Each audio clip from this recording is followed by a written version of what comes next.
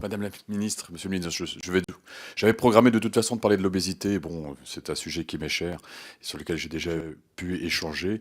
Et je vais changer mon fusil d'épaule du coup, et plutôt penser au dédoublement des classes dont on a parlé tout à l'heure, qui est bien sûr une avancée majeure.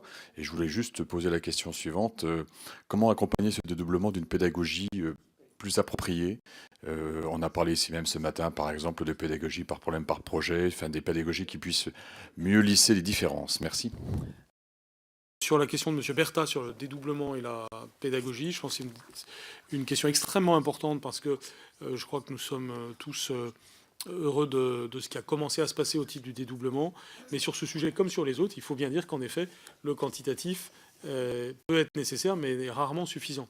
Et donc, il faut évidemment que ce soit accompagné d'une approche qualitative. C'est ce que nous avons fait.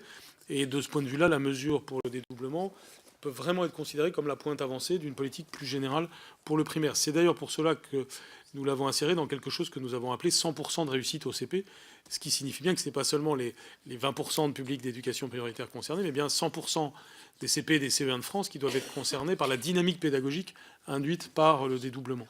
Ça s'est traduit à la fois par des rassemblements des inspecteurs de l'éducation nationale pour les aider dans les outils nécessaires à cette nouvelle politique et par un déploiement de toute une série d'actions de formation qui ont lieu en ce moment même pour aller dans ce sens. Mais on a parlé tout à l'heure de choc d'offres, et je pense qu'il y a un choc psychologique positif au travers du dédoublement qui produit lui-même un certain nombre d'effets qualitatifs et qui est accompagné ensuite par une politique qualitative du ministère. Mais c'est tout à fait juste d'insister sur évidemment l'importance de la pédagogie pour cela.